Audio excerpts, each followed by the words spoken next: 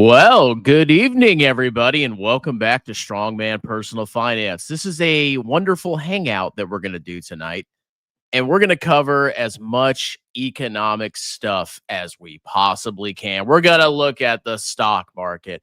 We're going to look at the bond market. We're going to pull up Fred, and we're going to look at every single graph possible. And we're going to get some real data on the state of the economy instead of all the nonsense that is pumped out. Some things don't look good. Other things do look good. And I'm going to give you my unbiased opinion about what America is doing right now and how we're going, because some things look terrifying, but they shouldn't be. And then other things don't look terrifying, but definitely should be terrifying. So first and foremost, we got to look at the stock market's valuation. And yes, I pulled up the incognito tab because I don't want you little stalkers checking all my search results. So don't complain about it, but you'll complain anyway, because that's what my fans do. They pay me and they complain. So first, let's make sure we're sharing. Okay. First, we have the Shiller PE ratio. What is this? It's the Shiller PE for the S&P 500. It's the largest, basically the largest 500 companies in the United States. But just so you knew, this is actually an actively managed ETF. Did you know that? Basically. It's not, well, there are ETFs based on the S&P 500, but the index itself, there's actually active management that goes into selecting the securities that go into this. And as an index fund investor, that offends me. It makes me sick. Your index should include every stock in the world that's publicly available, publicly traded, investable at market cap weights. The S&P 500 is an actively selected index that is selected by a committee. That sounds like active management to me. Anyway, the S&P 500 is about 80% of the U.S. stock market, probably more. And the reason I say that is because small caps have been sucking. Okay, a lot of those companies are debt-laden, massive debt, and when there's high interest rates, they don't do that well. Their profits suffer, okay? Go look at IWM, I believe, which is the Russell 2000 small cap index, basically. It's done absolutely horrendous compared to VGT, VOO, et cetera, because most of the gains have been filtering to large cap tech. It's basically a huge siphon of sucking profits into large cap tech, and everything else is kind of floundering. But you'll notice when we potentially see rate cuts, IWM kind of moons, right? Because lower rates would be very beneficial for businesses that are a lot more debt laden. Anyway, I'm sure there's other reasons too. So the Shiller PE is the price earnings ratio based on average inflation adjusted earnings from the previous 10 years, known as the cyclically adjusted PE ratio, Shiller PE ratio, or PE10.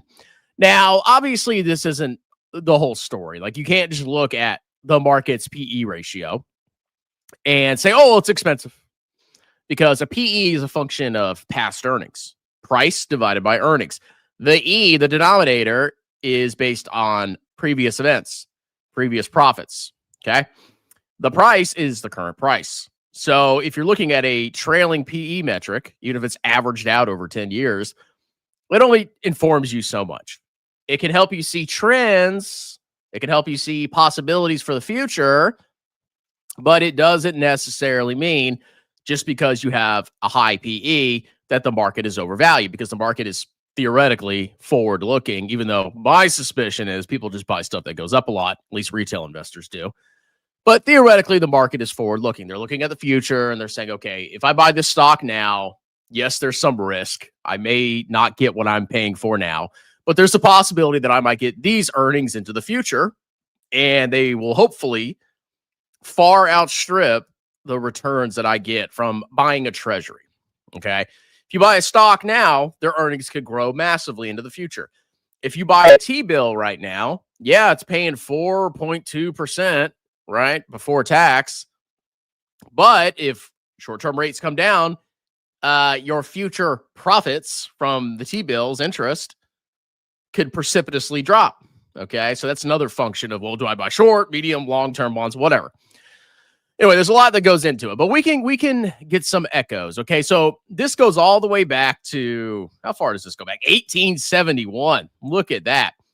So we can generally see that when the Shiller PE kind of goes up really high, it's almost like a sine wave. You see it go up and then it goes down, and then it goes up and then it goes down.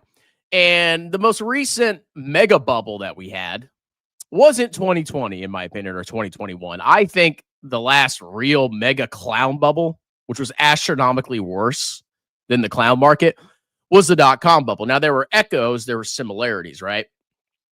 Because during the clown market of 2020 and 2021, absolute garbage companies were going to the moon. Absolute garbage trash. It was a clown market, and the biggest morons were making money because they were buying these high beta, highly speculative stocks, and what those stocks do is they fluctuate rapidly. In a bull market, they'll vertical line massively. In a bear market, they'll collapse precipitously. Okay, we had free money back then. Rates were basically zero. So all the worthless clown co's were going absolutely ballistic. But eventually that ended when we had an inflation spike, Fed raised rates, and all the clown stocks collapsed, okay? The dot-com bubble, just based, I mean, I was alive back then, but I wasn't watching the market back then, to be perfectly honest. I was 11, 12, something like that. I see a lot of echoes, but way worse, okay? Basically, imagine hundreds of clown stocks with zero revenue just going up in vertical lines. Imagine if we had YouTube, which maybe it did exist back then, but it wasn't what it is today. Imagine if we had the same size YouTube audience, the same size attention, the same number of viewers on YouTube now that we had back. If we had that back then, like we do now, you would have seen the same idiots pumping these stocks, and you would have seen them make a fortune on paper as these literally zero revenue companies vertical lined. And it would have been frustrating. Okay. If you were a rational person, it would have been frustrating because you're looking and you're like, okay, clown.com, it has zero revenue, negative 10,000% margins, but the stock has gone up 2,000%. And you're like, that doesn't make sense. This company's like garbage. It doesn't even have revenue. And all the morons would be coming in and saying, oh, you're stupid. You're an idiot. You don't understand, bro. Oh, it's the future, bro. Buy the dip, bro. And for years, you would have looked like a moron. You would have looked like an absolute moron. People would have laughed at you. They would have said indexing is stupid. Why would you buy a total market index when you could buy the stocks that went up a lot recently? Because that's the high IQ thing to do. And of course, what happened? The dot-com bubble burst. Stocks collapsed. And I would have loved to have been around in that bear market, like actively participating, just seeing the shrieks of horror. And for the next decade after the dot-com bubble, there was a flat market. We had a massive decline. We had some kind of recovery, and then we had 2008, and the market collapsed again. It was a flat decade. I don't know if y'all knew this, but the S&P 500 had a flat decade, and it's had them before, and it could have them again. The whole point of this is you can be informed on the current state of the market, and you should not be surprised if we end up being in a bubble. And hopefully I can tell you how to react to that. And it's very simple. You do nothing and you keep dollar cost averaging. It's as simple as that. If you have a 10, 20, 30-year time horizon, it doesn't matter if we're in a bubble. Now, if you're a trading clown, I wish you all the best. So, of course, we look at the last 20 years, right? We had a Shiller PE top out at 38.58 in October 2021. That was the clown market, okay? Then we had it top out again at 37.72. Then the God Emperor won the election, started his whole trade war, was going to change the world, and then he backed down like a bussy. And now we're back at 38.94. Okay? So valuations based off trailing earnings are pretty extreme. Okay? I think that's the second highest in history, as a matter of fact. Let's go back. I think we're at the second highest in history. Yeah, we are. Now, some other things to keep in mind. If corporate profits massively explode because of AI in the next couple of years, maybe the valuation's justified. But if AI turns out to be not as profitable as you might think, and those profits don't materialize to the extent people think they are, we could have a collapse in the market. Okay. But for now, the stock market's looking good. Let's go check out the S&P 500's performance. So over the past year, the S&P 500's up 16.85%. Over the past 5 years, it's up 88.39%. So if you had just bought and held ever since the clown market, or basically the beginning of the clown market, you'd be up 88.39%. Those are fantastic returns. That's part of the market's valuation expansion. Earnings are growing, okay? But there's also very optimistic expectations about the future. And you always have to remember, they're guesses. Everybody is guessing. Everybody is guessing. Now, let's go look at the S&P 500's earnings per share. Now, it's not totally irrational what's going on here. I think this one might work. But you can see, this actually comes up. I may have to go to Yardini here. The S&P 500's earnings per share has grown precipitously. So it's not all BS. Okay, for example, you go back to December 31st, 2012, which is when I started investing. Okay. The earnings per share was 20.65. You buy a share of VU or if you could buy all the S&P 500, that'd be your earnings per share, basically, based on the price and the underlying earnings of the index. So you go from 20.65 all the way to 53.89. And in December 31st, 2024, it was 57.69. So the course of 13 years, earnings per share has more than doubled. So there's some justification to the S&P 500 going up. The question is it going to continue going up like that into the future? I don't know. Maybe AI can massively increase margins. Now, a lot of the concentration of S&P 500 over time, most of the concentration is coming from large cap tech. Now, you may be shocked to hear this, but people love large cap tech, okay? You want to know why? Do you want to guess why? Well, let's see if I can find the best chart here. We'll go with this one. The reason people like large cap tech is because it has taken up more and more share of the market. Look at this. The concentration in the S&P 500 is more and more extreme. So even going back to the dot-com bubble, the concentration of the S&P 500, the top 10 companies by market cap, was roughly 26, 27%. As of December 2023, and it's maybe a little bit higher now, that's gone up to 35%, 36%. Literally all of the profits are being sucked up by these handful of companies, okay? So if you buy a share of VU, let's go see. Here's what you're buying when you buy VU. And don't let the percentages scare you, but in my opinion, I think you should be more diversified, but not just because I think the numbers are high. So, where are we at? Okay. 8% of the S&P 500 is NVIDIA. 8%. Okay? As a percentage of the global market capitalization, it's, 4 or 5%. Microsoft, 7%. Apple, 5.7%. Amazon, Facebook, Broadcom, Google, you got to add them together. So 3.74%. So Google should be right under Amazon here, basically. Berkshire Hathaway and Tesla.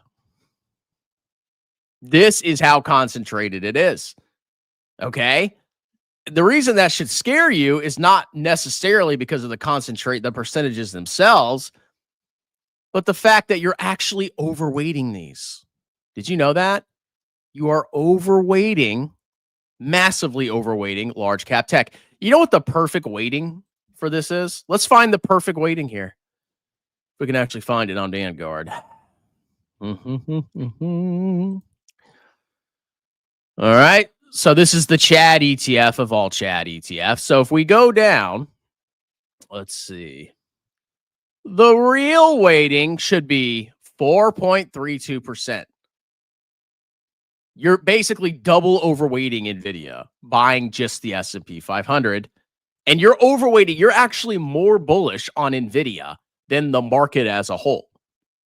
You're astronomically more bullish on Nvidia than even the market. The market's exuberant about Nvidia, and it's exuberant, and it's assigned a weighting of 4.32% based on the global investable market capitalization. You buying VU is you're looking around the crowd, and the crowd's cheering for Nvidia. Yeah, Nvidia, it's amazing. And you're like, I'm more bullish than that crowd. I'm going to buy more than the crowd buys. That's the bet you're taking, buying VU versus VT. That's just my humble opinion, okay? So the risks are there. There's risks. So you need to be mentally prepared. You need to be mentally. You've been spoiled rotten by these returns, okay? If you had bought QQQ stock, QQQ ETF, if you bought QQQ 5 years ago, you'd have over 100% returns. That's addicting. You look at that and you're like, oh my God. Oh, it's like, I can't stop. I need more. You get sucked in. You get sucked in by it. And you may be surprised if at some point in the future, the returns aren't 100% over 5 years. Okay. I'd be impressed if the market kept going up like it is. Okay. All right, so let's stop and do a couple comments, and then we'll go look at other parts of the economy, and because I like my fan engagement. All right, so we're talking about my tax preparation here. Okay, whatever. Look, if you want to talk to me, you can book a free consultation, and I'll give you a quote. $200 is not outrageous for a tax return. Does anybody have any comments regarding the valuations? Here we go. Valuation is completely irrelevant. Everyone are looking at valuation thinking that changes anything. It does matter because it highlights the potential risks. That's all it does. And there is a clear trend between high valuations and a subsequent market crash. Okay.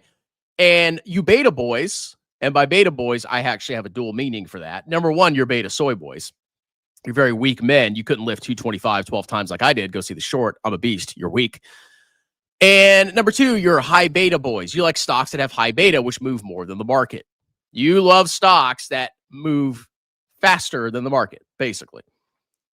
If we're in a bubble, you are going to get annihilated. You may look rich on paper now, but if it turns out to be a bubble, which there is always a possibility that we're in a bubble, you will get your cheeks clapped. You will get annihilated.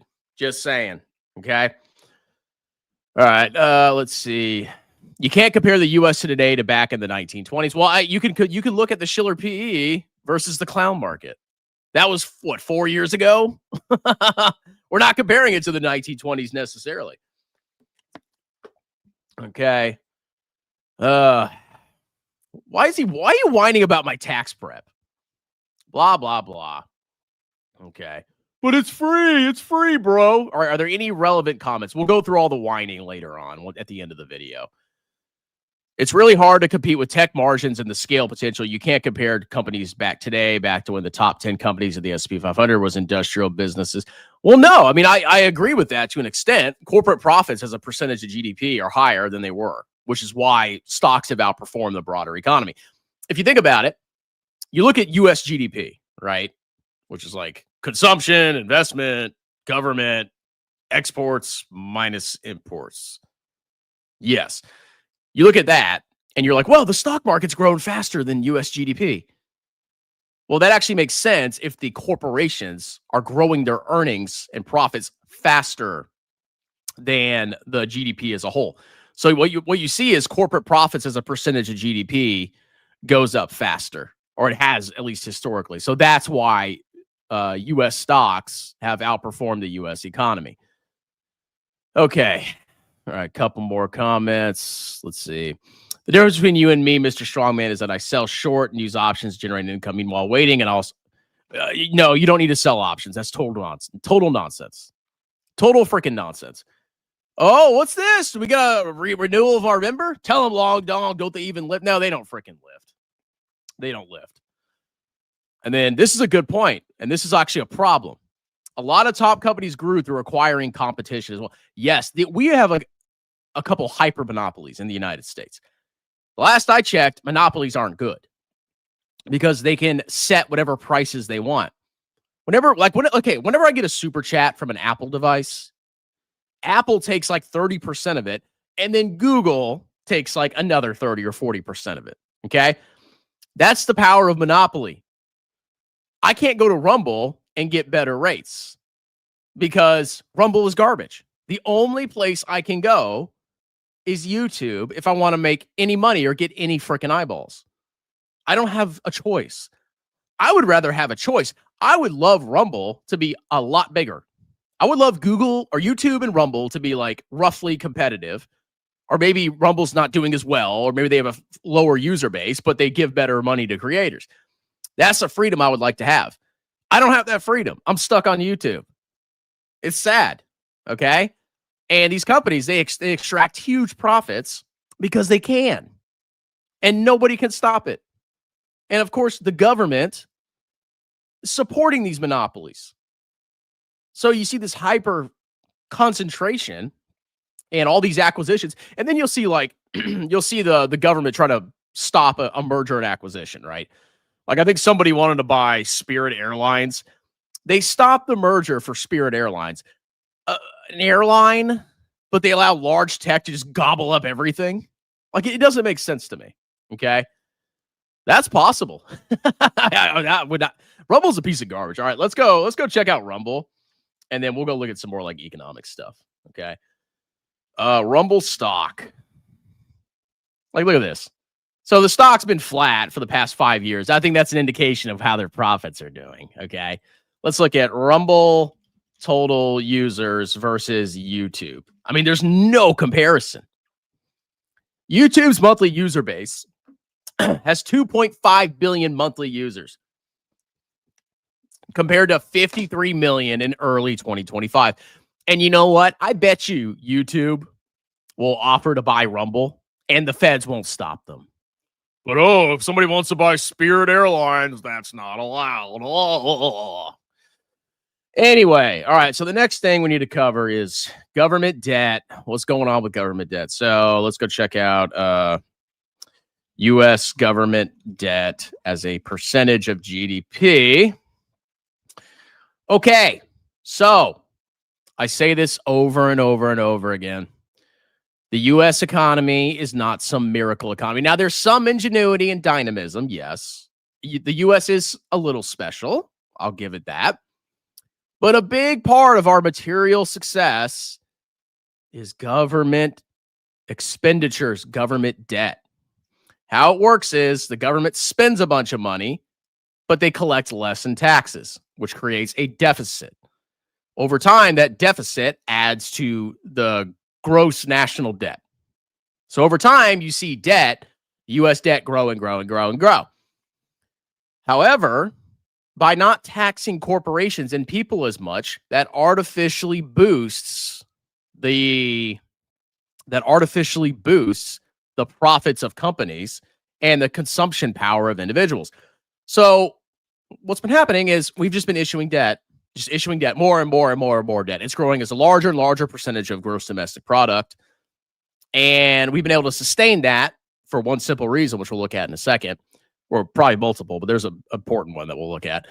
And because of that, we've been subsidizing the private sector. So you can see over time, look at this government debt as a percentage of GDP. So back in the 70s, it was 30%. And because we couldn't afford it, we had high interest rates. We had inflation and high interest rates. Then the government debt grew into the 90s. Reagan, Mr. Republican, but then he, blew up government deficits. Went down to 54 during the dot-com bubble. Went to about 6. It started to go up again because of the wars in Iraq and Afghanistan.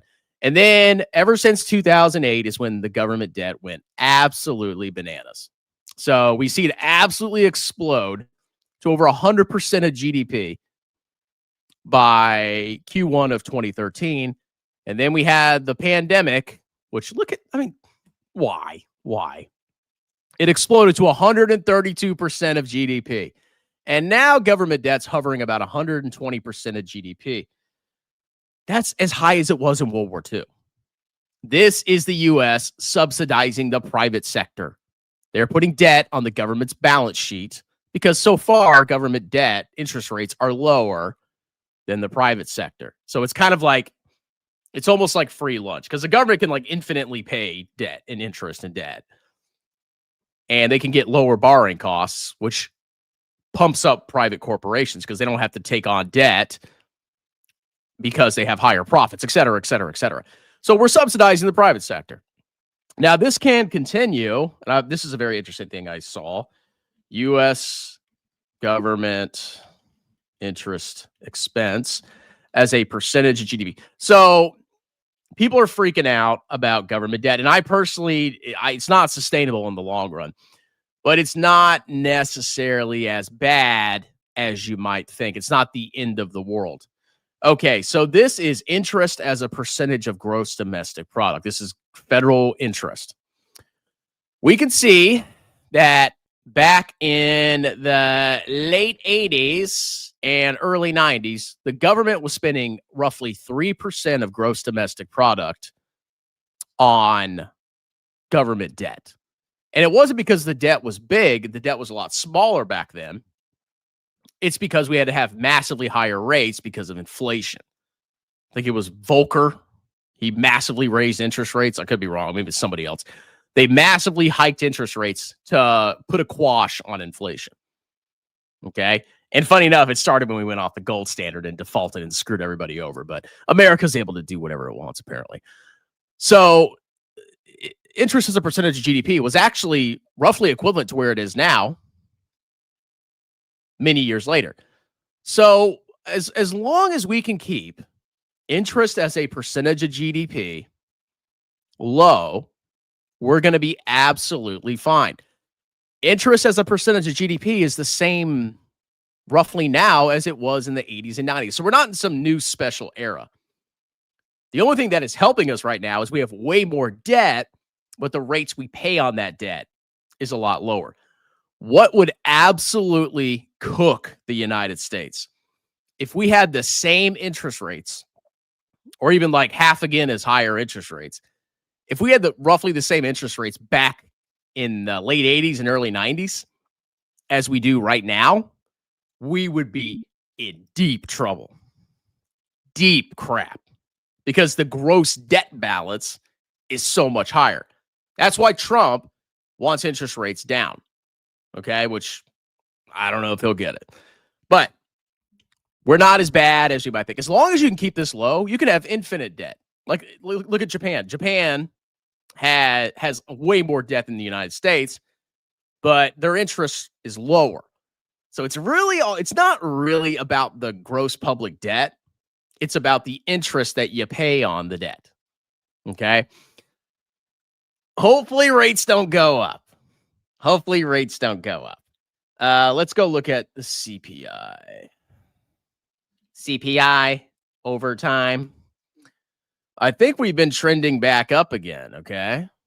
All right, that's the gross CPI. So this is like the cumulative change in price index, the consumer price index. So it's base price index starts from 1982 to 1984. So when people start complaining about inflation, they're like, oh, well, before the pandemic, beef was this, and now it's this. It's way more expensive. So the government says there's only 3% inflation, but it's actually like 100%. No, it's more. That's an annualized rate or a month over month rate, whatever the source is. But what the thing with inflation is, it's cumulative. It stacks up on itself. So if you look at like the base price, the base inflation in April 2020, it was 256. Now it's 322. So that reflects the cumulative change over time. Let's see, CPI percentage over time. Trying to see if the CPI is starting to tick back up. Let's see. I don't want the gross index. See if I can actually find it. Where is it? Hmm. Consumer 12-month change over time. Because I thought I remembered the CPI starting to tick back up. So it's kind of funny to me. They're like, oh, we got to cut rates, bro. We got to cut rates.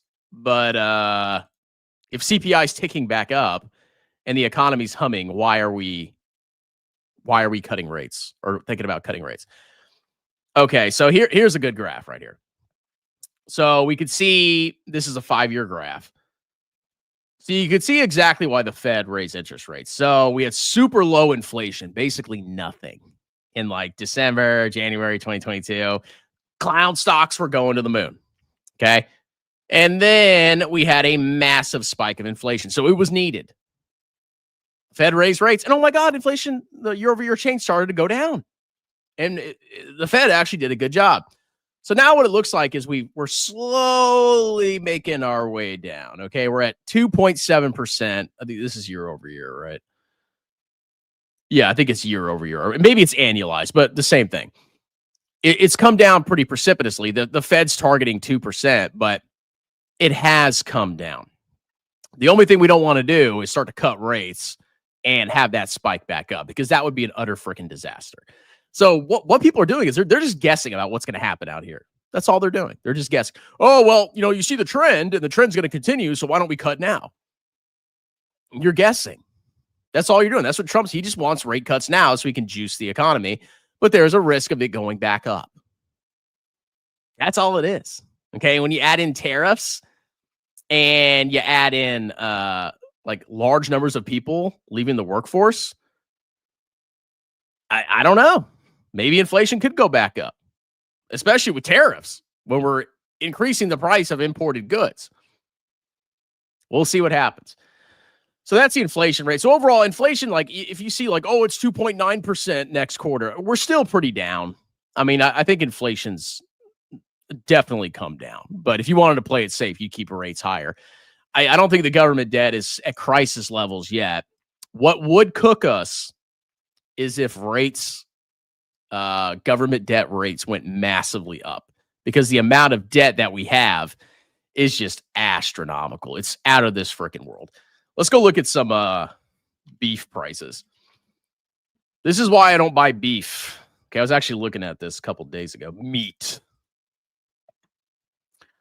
Ground beef, 100%. And all this is free. You can look this up. Look at beef, dude.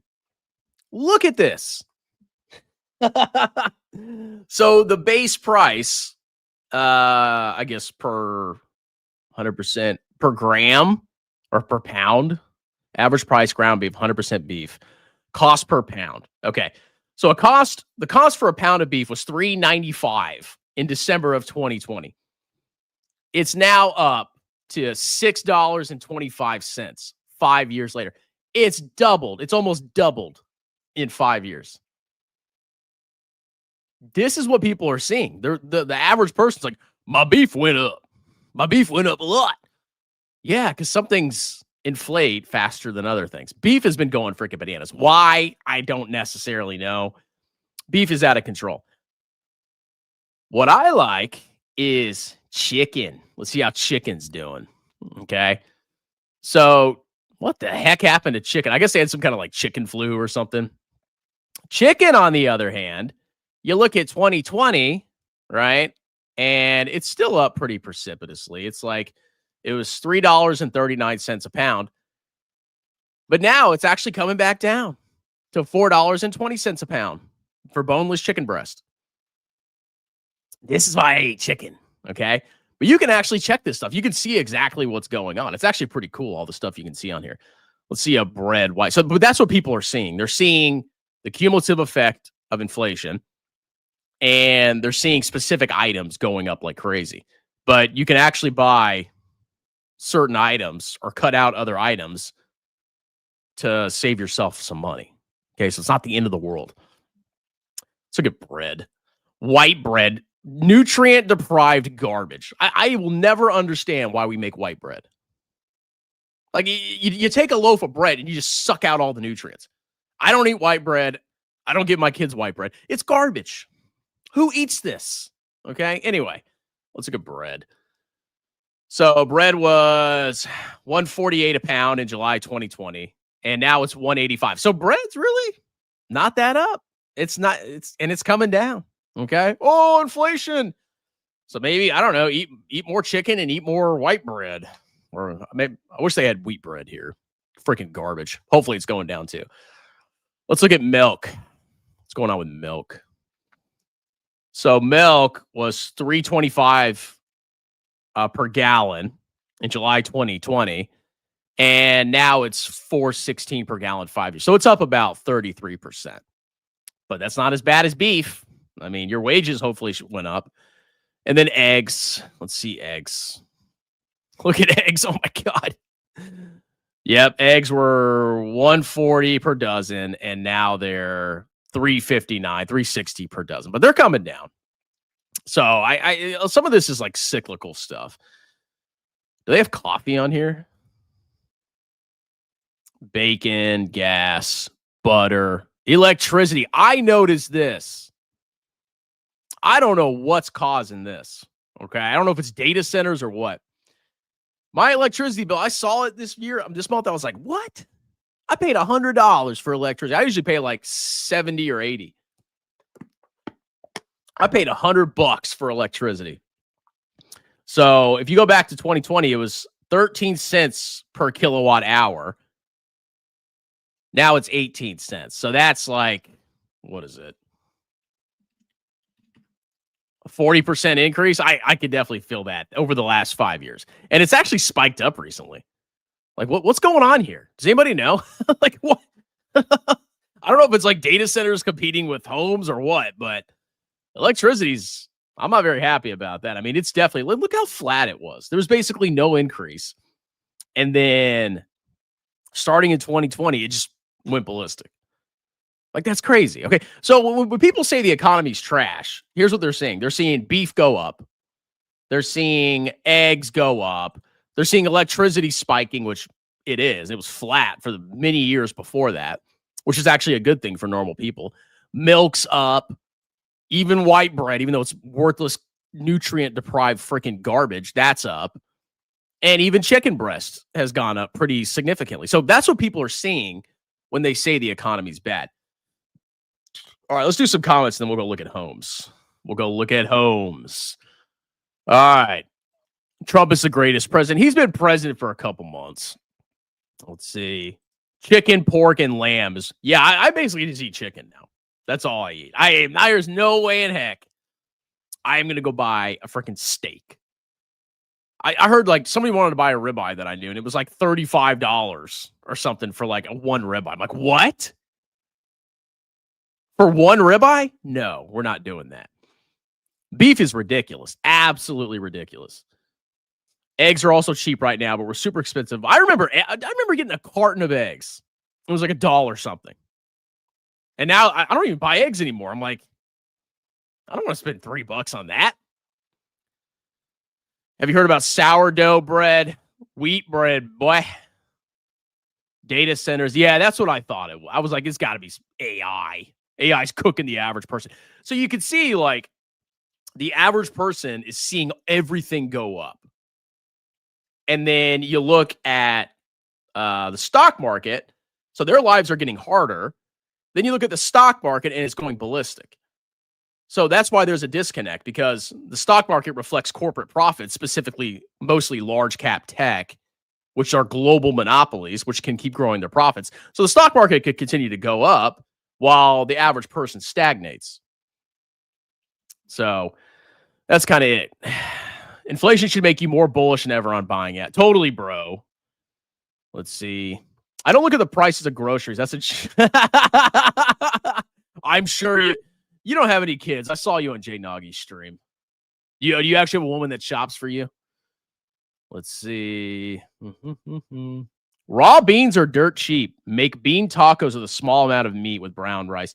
Dude, I can get pasta and sausage and make like 2 whole meals for myself for like $4 or $5. And that includes pasta sauce. There are ways to adapt to inflation. People just have to figure that out. And the more you cut now, the more of the assets you can buy because you have more disposable income to invest. Oh my God, you are God. I just want to. Are you intentionally just not listening to me? You're like a child. You're like a child. Meanwhile, you're robbing. Oh my God. All right, let's go look at housing. I got all these freaking whiners. Let's see. All right, housing. So here's the big one. So let me close some of these. Housing. Home prices, Fred. Look at this. Oh, we got another Shiller index here. Look at this madness. Okay. In the past 5 years, the index was 219. Okay. I guess the base was, what was the base? The base was 102,000. So they were starting from 2000. So basically they doubled since 2000 in June 2020.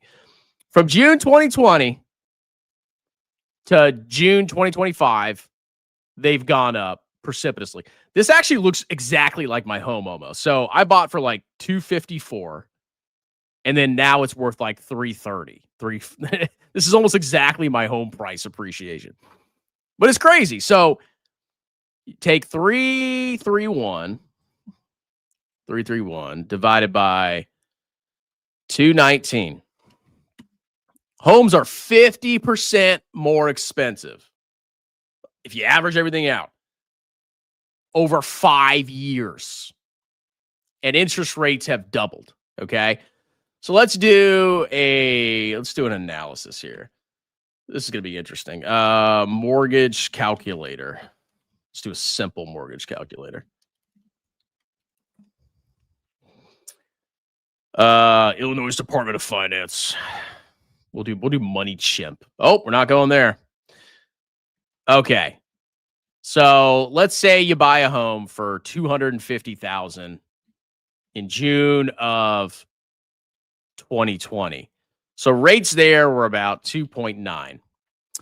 Your payment would be $1,040. Okay. This was 5 years ago. Now, the 30-year mortgage rate, let's see what it is now. 30-year mortgage rates should be on, I think Fred has it.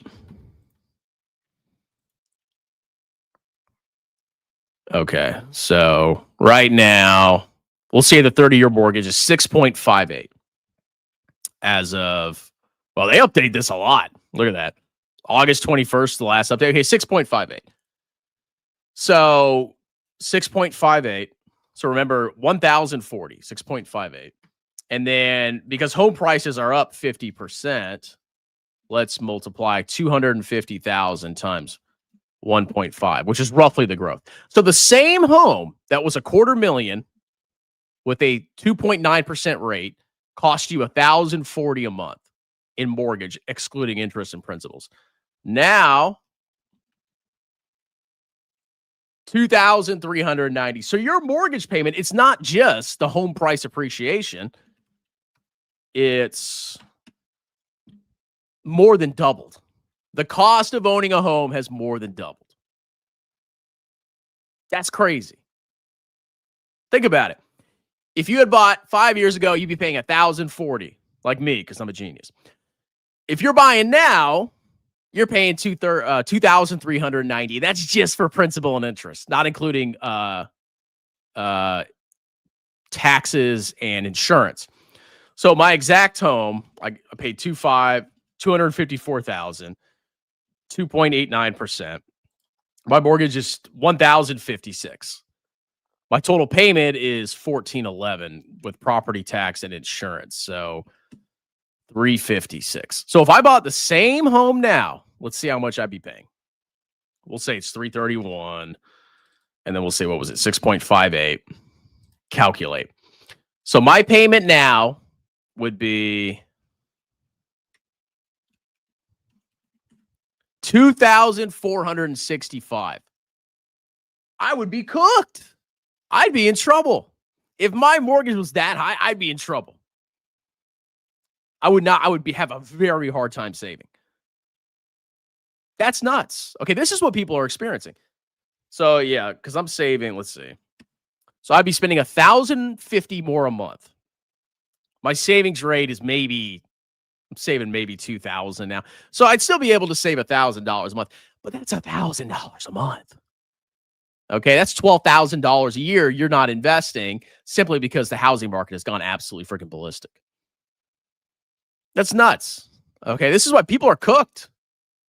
You know, this is why people feel excluded from the market. They feel excluded, like they feel like they're getting squeezed while stocks are at all-time highs. So if you're an owner of the means of production, you're doing absolutely fantastic. But if you add in the increase in the price of homes, the increase in cost of food, all of that stacks up. Let's see how much real wages have grown. Real wage growth, Fred.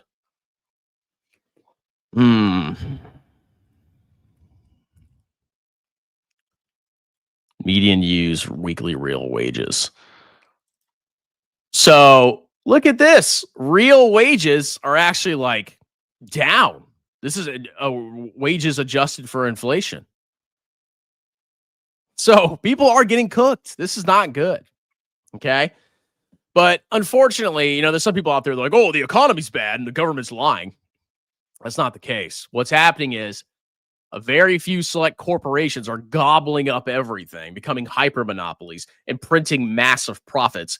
And because of that, and the expectations of future profits, the stock market could keep going up while the average person gets absolutely crushed.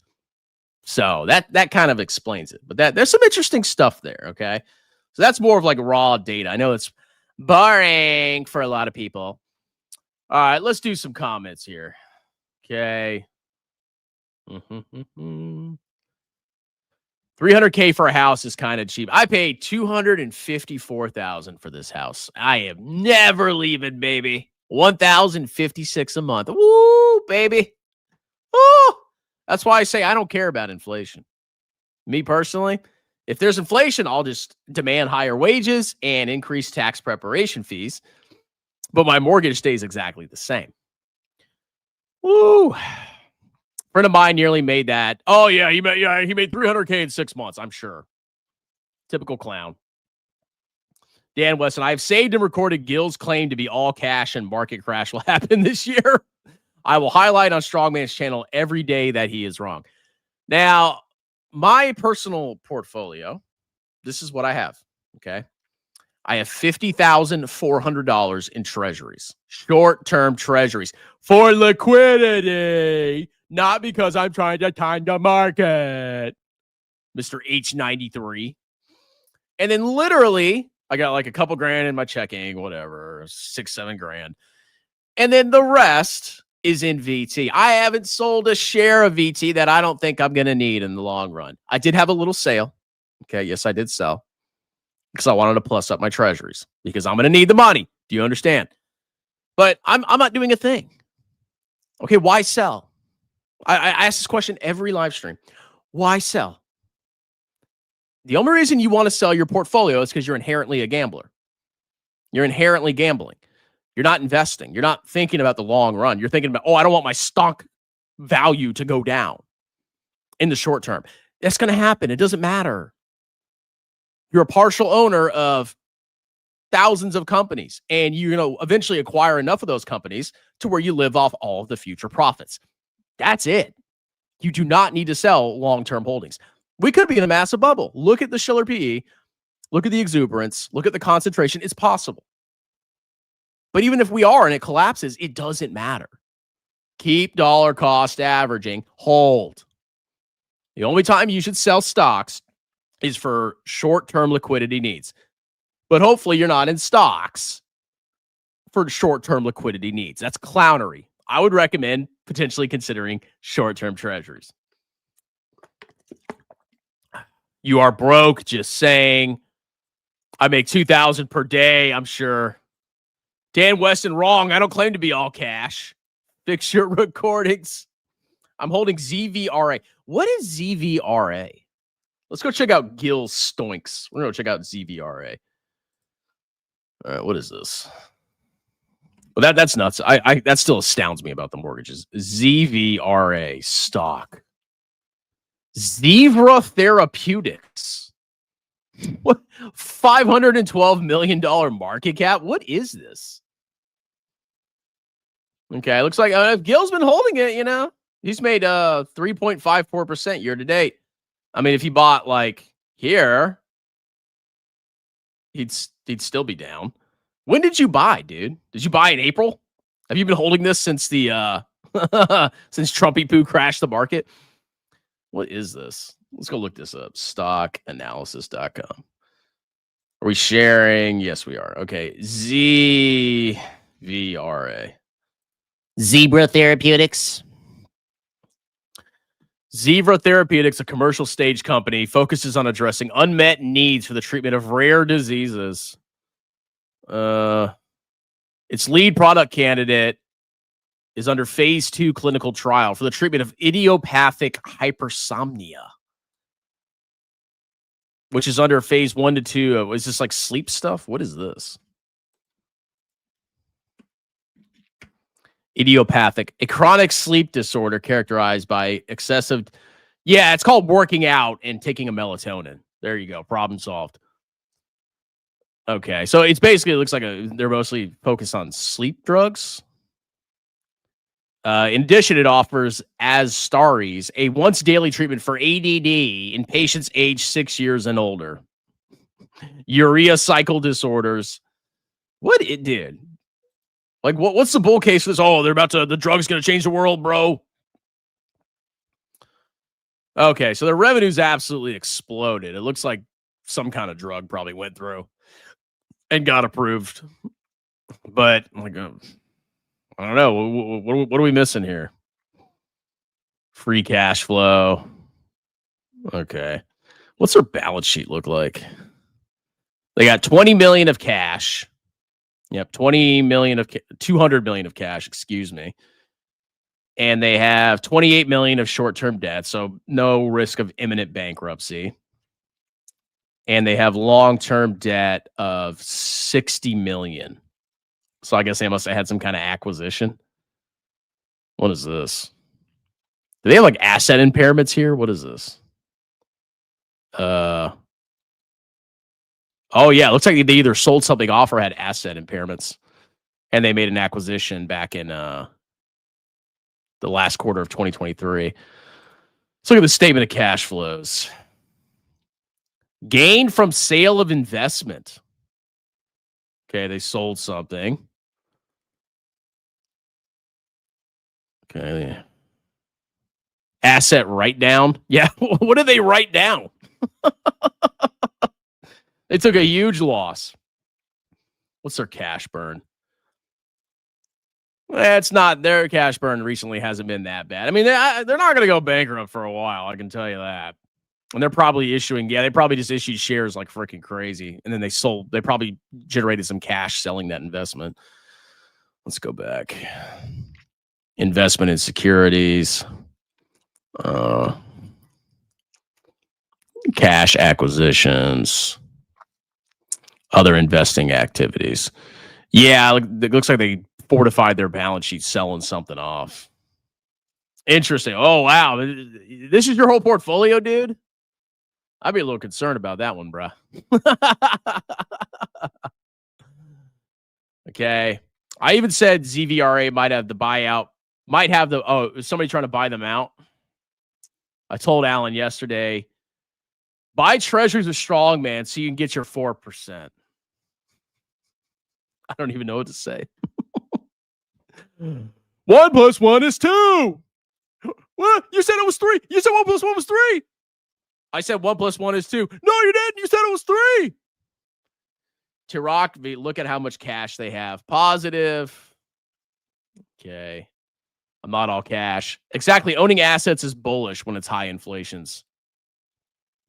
I have a hard time finding anything reasonable in my area under $500,000. Yeah, it's crazy out there. Like, I would not be buying. If I didn't own a home, I don't think I'd be looking to buy right now. But then again, you're kind of like, how much are you paying in rent? You know? Let's go look at rent. Or the Fed tracks rent. I'm sure they do. Let's go look at rent. Rent prices index.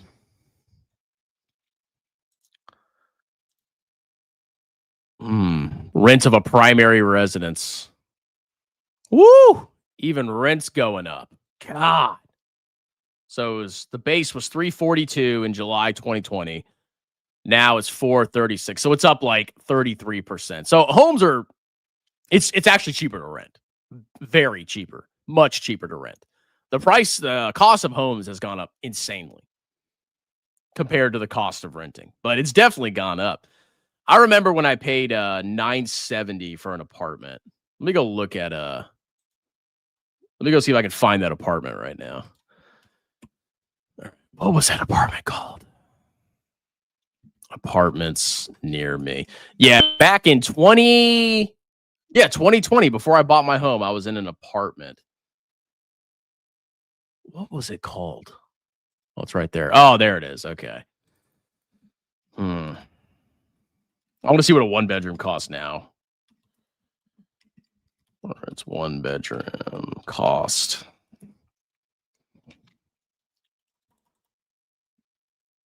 $1,380. Woo, man. Okay, the rent for a 1-bedroom is it's the same price as my mortgage, but it's still cheaper than buying a home now. So it's actually smarter to rent, in my humble opinion, right now. It's $1,380. So my rent, I was paying $970 back in 2020, is up 42%. God, that's insane. Woo! I am a lucky boy. I cannot complain. I am a genius. I timed the market, bro. I timed the market, which is going to be a good play. I won't add any more because I'm expecting the market to crash. Well, what date is it going to crash, bro? Strongman, stop saying you live in a house. You live in a townhome. That's a big... how is it different? I have 3 bedrooms. It's quiet. There's no noise. I'm probably the loudest person out of my neighbors because I'm screaming and ruing all the time.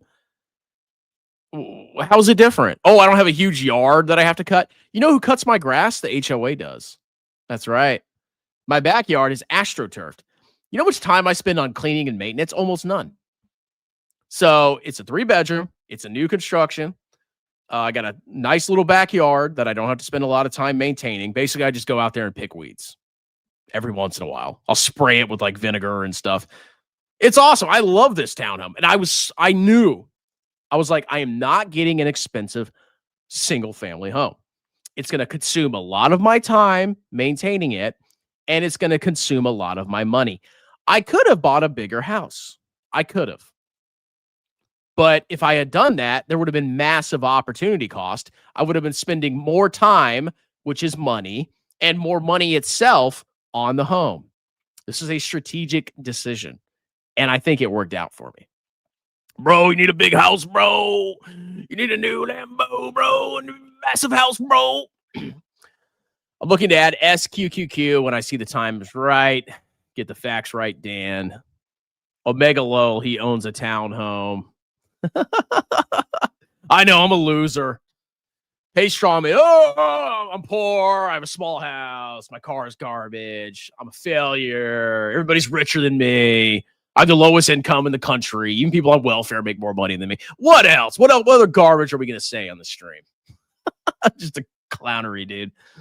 So I made a short of me lifting weights, right? I was benching 225. I repped it like 10 times. It's fake weights, bro. It's fake weights. Yeah, let's do it, Gil. Gil, you don't even have to pay anymore, bro. I said a market crash hasn't happened in 10 weeks. We are very, very close to it. Well, Gil, what do you think changed? Like, why is the market crash happening now versus like 3 months ago? What's the big deal? What do you see right now that you think is going to precipitate a market crash very soon? Townhouses are trash. I'd rather rent. Crazy. Oh, you know what my HOA is? Number 1, I'm the treasurer. I used to be the president. Now I'm the treasurer. I do the books. $62 a month. That's right. Our HOA fees haven't gone up. And guess what? Daddy is never going to let that happen. The only way we're going to raise HOA fees is if the lawn care people raise prices, which they haven't done. The lawn care people haven't raised prices in 5 years. It's been the same. It's been like 11 or 12,000 a year to cut the entire HOA's grass and to clean up and add new mulch, clean the pond. It's been pretty good. If they raise prices, I wouldn't even be mad at them. Okay, it's $62 a month because all we have is basically like insurance. You got to pay pay for QuickBooks. We got to pay some state and corporation fees, but it's basically mostly lawn care. If we decided to really cut HOA fees, we could just all take care of our own lawns. But $62 a month, that's nothing. I can make a list of $100. Give me $100, and I'll make a video trashing VT, or at least showing the downsides. Gil will change the story next week and say he called a rally. Wrong, Dan. He won't debate. I offered in crickets. His stupid game will come out first before he debates strongman. Come on, Gil. Let's go. Show us you have cojones. Show us you're a manly tough man. I was in BB before the Capital Mindset called it crash and made fun of me. He made 300%. Gil is the type of guy claiming he owns things. Meanwhile, he's buying VT and SHD. Well, you know what? I'll say that's an improvement over somebody buying. I'd rather Gil buy VT. I'd rather Gil buy SCHD than buy whatever that therapeutics company was. That's a gamble, dude. That's just a pure gamble right there. Pure freaking gamble. Now, SCHD, I mean, like I've attacked it before, but I mean, if you're going to stick with something and you stick to it, okay, fine. But like buying these therapeutic stocks, these biotech stocks, no. That's for speculative plays. Do not have a big part of your portfolio in those things, okay? Let's see. Waste of time. That thing is going down. Follow the money. What's going down?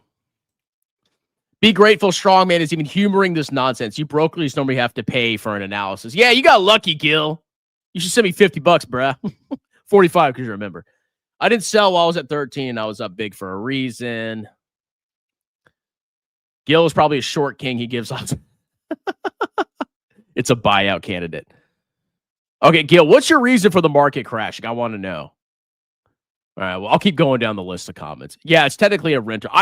Just based on the data alone. If you have the money, you can buy. If you have the money for a down payment, buy. Just do it. Okay, if you have 20% down and you can afford the payment and it's not going to hurt you, just buy a freaking house. But if you're like, oh, should I rent and buy? Well, renting is not necessarily a horrible idea right now because you don't have to worry about the roof going out. You don't have to repair anything. I remember I dropped $2,500 like a year or two ago to fix my HVAC. And then eventually it's going to break again or my fridge is going to go out. A lot of my appliances are getting older.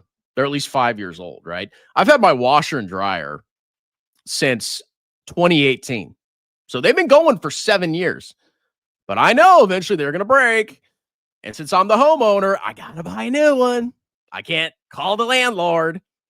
So home ownership can get expensive, okay? If you're not ready, it's okay to rent.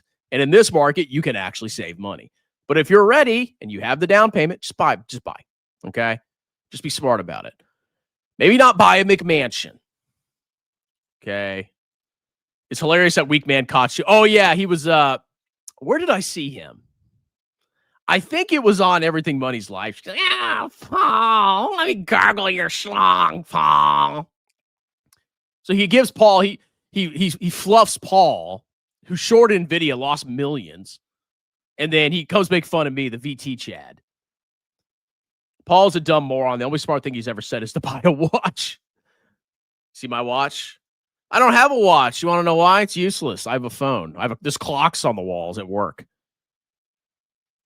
Even Paul. No, Paul is no, he is not. Paul has not outperformed Gil. No, Paul has underperformed probably every YouTube finance. I think Jeremy Lefebvre has beaten Paul. Not joking. Ryu. As I've said in Jay Naga's stream, I can't predict exactly when, but I'm predicting to be closer to it than ever, and I never throw out the word. But why? Why is there going to be a market crash right now? So if I say a market crash, it's because I'm being serious. I mean, I've seen the warnings for the last 5 years. 254K for a 3-bedroom is a great deal. What's your square footage? It's what is it, like 1,500 something? Yeah, it's like 1,500. Small homes, they're not that. I mean, it's not a small home, but it's not a big home. It's not that bad to live here. Like, I don't know. I need a big house. Why? So you can be poor.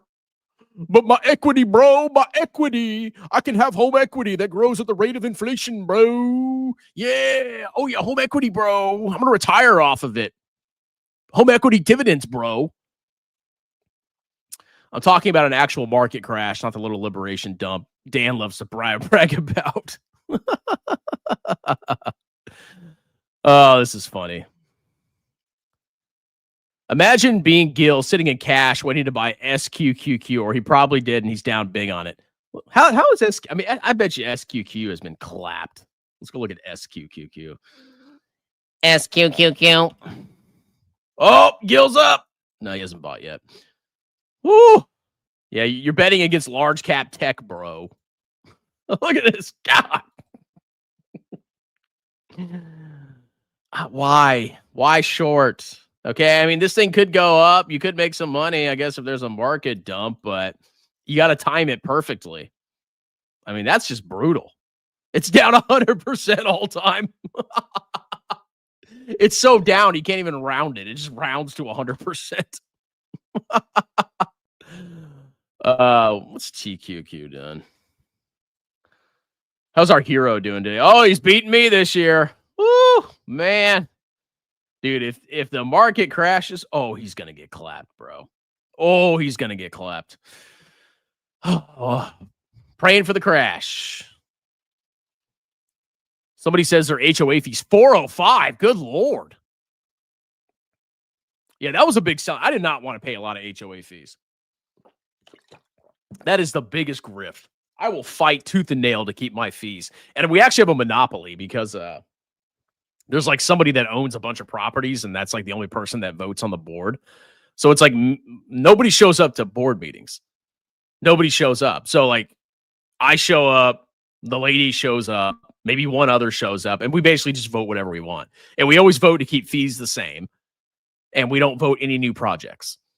I'm not building a playground. Like no. Oh, we need to build a pool, bro. Oh yeah, we need a restaurant. Yeah. No, we're not doing that. 62 is great. It's pretty good. Lifting heavy stones while good job, bruh. That's pretty cheap, dude. That's pretty cheap. Aren't you like in the Northeast? That's really cheap. Here it's way more expensive than that. My options income alone is paying from. Oh, shut up. Oh, my options, bro. Just sell options. Just sell covered calls, bro. It's easy, bro. You need source of income to be financially. Yeah, it's called having a job and having side hustles, not selling options. Look at gold and U.S. lagging behind other countries. Let's go look at stock market returns for the year. All right, so VXUS. Let's see. It's had a pretty stellar year. I mean, VXUS is up 21.32%, and that doesn't include dividends. So if you had dividends, it's probably up 22.5%. VTI. What's VTI up year to date? Yeah, international's clapping US this year. Even QQQ. QQQ is up 11.79% year to date. What's my daddy up this year? Oh, I beat QQQ. What's a miracle? Yeah, VT's had a good year. And it's mostly because of the dollar getting weaker. The dollar, bro. Yeah, look how much the dollar sold off. Year to date, the dollar's down. What, from almost 110 down to like 97? Yeah, that's helped VT. Okay, that's the beauty of international diversification. I love it, baby. I love it. Let's see. Year to date, global stock market returns. Hmm. Global market indices. What's been popping this year? Year to date, 1 year. Okay.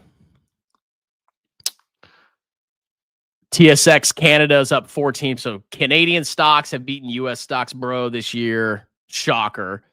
German DAX is up 20%. The Netherlands has been sucking. The CAC 40 from France is up 4%. Great Britain up 11.33%. Spanish index up 27.94%. Bermudese stocks, bro, almost 20%.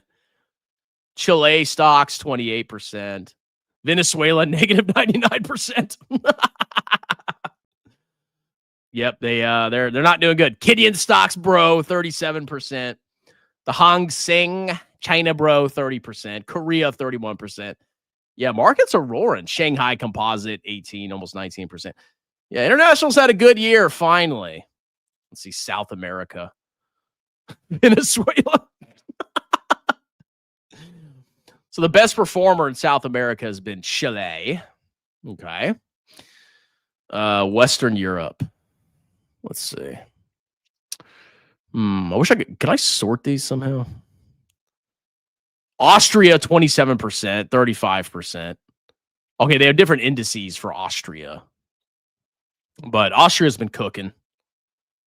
How many indices do they have for Austria? Good Lord. Athens X Composite, Greek stocks, 37%. Good Lord. This is freaking crazy.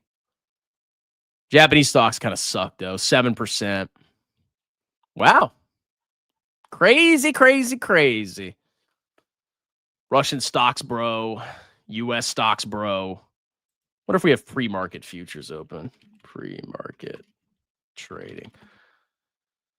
I'm not sure what time it opens. You don't know, bro. You don't know. You got to trade the pre-market, bro. Well, it looks like the pre-market's up a little bit. Open door. Alibaba up 7.78%. Wow. Interesting stuff there. All right, let's do some more comments. We'll cut this off in 11 minutes. It's a huge bad sign that VT is performing great. VT always underperforms. Oh, it's hilarious. But it's all crickets now. It's all crickets. Yeah, exactly. They've been saying it for 5 years, so it's been growing and growing for 5 years. It's not. How is gold done? Let's look at gold. I can't wait to start doing market opens. I think it's going to be a lot of fun. What's the gold ETF? Is it IAU ETF? Gold is cooking, baby, up 30%. In the past year, it's up 38%. What about silver? I bet you it's SLV. Silver up 34% year to date, 41%. God, silver's cooking. And of course, Bitcoin. Bitcoin price. Oh, it's flat. Oh my God. I mean, this is just clown stuff right here. 84%. I remember Ethereum was going nuts too. Year to date, Ethereum's up 28%. Okay, look at this. What is this? In April of 2025, Ethereum was $1,500, $1,600. It's now $4,200. What? Look at this volatility, dude. It's like it starts the year at 36, then it drops to 16, then it's up to 40 something, 43, 47, 48. What is going on here? Oh yeah, I'm gonna put my emergency savings in here, bro. I mean, look at this madness. Yep, I'm seeing a lot of crash signs. I'm not gonna lie. I'm seeing clown stocks going up, crypto going up, morons being worshipped on YouTube, historically high valuations. All the clown signs are there. They're all freaking there. But you don't understand, bro. Crypto's the future, bro. Let's see. I wish I knew where you live so I could buy a rental and get the majority vote at the meet. Yeah, good luck. I'd make the HOA fee $1,000 a month and make you move out. Okay, you would be overthrown in a heartbeat. You'd have to literally own more than half of the properties to take over. And then what? You're going to charge? You're just going to charge yourself a fee?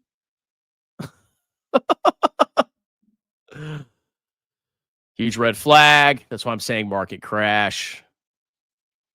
Owning your own stocks. No, you don't need to sell options. It limits your upside. No, why? If the market goes vertical, yeah, you're going to have all your shares taken from you. Wipe my butt with the DAX. China's up 70% since January. How are you a finance channel? Holding VT and didn't know this strong. Didn't know what? You should have been. You don't think I've noticed, dude? I've been mocking people all year. Yes, it's open. Cash flow things are Dan won't teach you this crap. They just copy and paste from Capital Mind Short. By the way, Strongman sold the apps. That's not true. I actually did tax loss harvest, and I'm still holding a China ETF. That's a fact. And he's laughing. Oh, he's defending Paul. He's defending Paul. Okay, hold on a minute.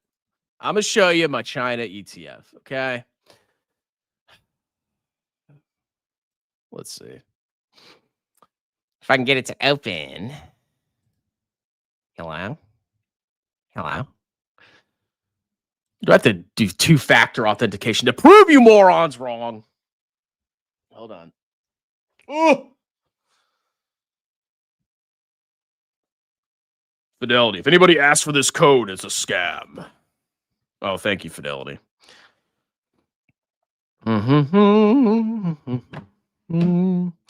Fidelity, bro. Ooh, Fidelity account's looking juicy. $111,000. Delicious. Okay. Let's see. All right, I got to make sure. I guess I'll take a screenshot. That's fake. You're editing it right now. There you go. All right, here we go. Let me close Fidelity. All right, here we go. Here's the proof. Here's the proof. There you go. See? There you go. iShares TR, MSI is CI China. And then here's my share lot. So if I was LaFufu, what I would do is I would sell these and I would sell these. I'd be like, look at my gains, bro. Look at my gains. Look at my bro. Okay. There you go. I'm still holding a China ETF. Happy? All right. Paul shorted NVIDIA and lost millions of dollars. Millions. You're defending Paul. What's wrong with you? Paul. Oh, yeah. Paul said this. Paul, he's buying everything and he's up massively. You will have your victory soon. I hope so. I'm going to have so much fun. Oh, boy. Hang on, boys. The big man is going to show his VT shares. WTF is that? Oh, no, is it not good enough? Why? I'm not short, you clown. It's a short-term capital gain. You're special, bro. You're special. I'm not short the stock. Tom Lee's about to launch covered call. Oh, shocker. The freaking dork grifter is about to launch some other grifts. What a disaster. Okay. We're drying up on comments here, and I'm drying up on energy. So we're going to do about 5 more minutes, and then we're going to close this out. Let's see if there's any more stupid comments in here. Try to look at the earlier comments. Interest rates will be at 0 soon. How do you know they're going to be at 0? Who said? Oh, they're going to go down, bro, because they are, because I know. Really, you know? You don't know. You're just pulling it out of your butt. Treasuries will get no return on your cash, and stocks will be at all-time high. Yeah, that's right. If you need to make a down payment for your home, just put it all in QQQ. You're a genius, bro. No, okay, I have a question for you, Mr. H93. Would you put, if you had to pay for your kids' college next year, let's say the tuition was due in 6 months, what would you put the money in? I want an answer. Would you put it in QQQ or would you put it in short-term treasuries? You need to pay your kids' tuition in 6 months. Tell me where you'd put the money. I want an answer now, bucko. So your argument is Paul's a good investor, is that he bought gold. It's the typical grifter. Oh, I bought one thing that went up. I lost money on 8 things over here, but I got one thing that went up, so I'm a genius. Like, you got to be special to believe these people. Oh, that doesn't matter. It's in the past. It just resets every year, bro. He's defending Paul. Yeah, does his taxes for $20 in TurboTax. He probably has one W-2. No, but that most people laughing at him losing 30%, but he doubled that. It's a small amount compared to what he did. I'm siding with Dan as strongman on this one. How many dumb followers do you think probably followed Paul? I mean, Paul, back in the day, he was more rational than the other grifters. Okay, that's why I initially liked him. He wasn't a total clown. Like Jeremy, you know? I mean, like, you compare Jeremy to Paul back then, Paul sounded more intelligent than Jeremy. And then he went into the whole trading thing, and then he's shorted NVIDIA, and it's like, bro, come on. Paul Kostorm. My argument with Paul is he will never, ever, ever in his entire life ever even come close to beating the index now because he's totally tanked his lifetime returns. He's totally tanked his lifetime returns. If you destroy your portfolio even one time, you don't get second chances. I don't know why these people think they deserve second chances. If you have a huge mistake, that weighs down your lifetime returns forever. That's why you should index, in my opinion. You could have 10 good years, you tank your portfolio in year 11, and you've wasted all those 10 years. All it takes is one mistake, boys. One mistake. And Mr. H9, I'm waiting on my answer, Mr. H93. QQQ or treasuries? Not defending him, saying just the facts. He told me to buy EBIX over EBIX was a Hinden. What is EBIX? Paul only appeared rational because he was a perma bear in a bear market. Yeah, he was special. His NVIDIA short was a clownish move. And by the way, I think it's clownish to own treasuries, and he claims to be 80% in T-bills. Oh, my, here's the answer. If you think this guy is right, I feel sorry for you, okay? If you need to pay your kid's college in 6 months, the tuition bill is due. You must transfer cash to the university. This guy is saying that money should be better served in QQQ versus T-bills. You think stocks are like, you think they just go up, bro? Every portfolio, I don't know what to say, man. Every portfolio review Paul showed during COVID underperformed the S&P 500. He doesn't show portfolio. I wonder. You don't have to show your portfolio. I'll buy stocks. If you need the money in 6 months, you would still buy QQQ. Seriously. What if the market goes down 30%? Looks like Timmy isn't going to college. I don't care since you went in T-bills and the Qs went up 30%. I'm not all in T-bills. I started buying T-bills because I have liquidity needs next year. That's it. I didn't sell like all my entire portfolio. Like, what percentage? It's probably, what is my portfolio? It's probably 50K divided by... Okay, I have 8% of my portfolio in T-bills. You got me. Yeah, it doesn't make sense. These people have no idea. It's just like, you just buy stocks because they just go up, bro. They just go up. Why would you not buy stocks? They just go up, bro.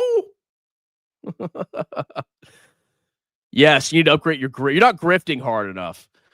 Anyway, thank you everybody for tuning in. I think that's it for the night. Wonderful stream. Next year we will be getting market opens and market closes. Okay. We will be getting market opens and market closes. We'll be getting the daily clown report. We're going to have a lot of fun next year. Okay. I'm going to be sitting my butt on this chair doing lots of videos and live. I'm going to be collapsing into bed every night from all of the videos I'm going to be doing next year. And you will sign up for the membership and you will throw me thousands a week in super chats. I will be swimming in grift bucks next year. Okay. Right? Yeah. Right? Yeah. Oh, no crap. Somebody says I should do a grifter tier list. I'll find ideas. I'll have so much more time next year. The plan, here's what I'm going to do. Okay. Here's the plan. I think I figured it out. I'm going to put in my 2-week notice for full time on January 15th or 16th, whatever. So my 2 weeks will be the last 2 weeks of January, full time. And then the beginning of February, right when tax season starts to kick off, because usually tax season doesn't really start until February because most people don't have their brokerage statements. So I'm going to be part-time for the remainder of that time. And I'm going to try to work Tuesday, Wednesday, and Thursday full days. That'll cover my bills. And then I'll have 4-day weekends every single weekend, except when I have my kids, to be able to do content. So that's the plan. All right. You better give me another membership. Oh, that would be so unfortunate if you left. I would cry my eyes out every morning. Yeah, if I don't have my kids, I'll be doing market opens. That was child free. Working keck. I mean, I'm not going to be part-time forever, but I think it'll be a nice little transition to where I think I can get revenues up decently this year. And then the next tax season, I think I'll be doing pretty freaking good. And by that point, I won't even need a part-time job. But I think it's a nice little transition. You know, you go from full-time, then you go into part-time, and then you leave the workforce altogether. That's my plan. Do it. You need to get, I'm not getting on a Mitt. Oh, I would go on a Mitt show, but it wouldn't be nice. I would clap his little cheeks. Hey guys, I'm a genius, bro. Alex Carr. All right, guys. Thank you for tuning in. Let's do an outro, and then we will be out of here. What should we do? Taylor Swift. We'll do Paul. Try to find the best one for Everything Money. Everything money.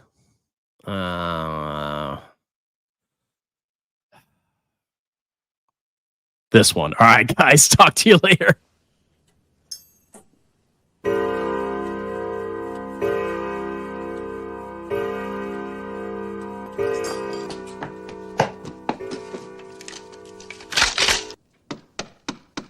Merry Christmas, little fella.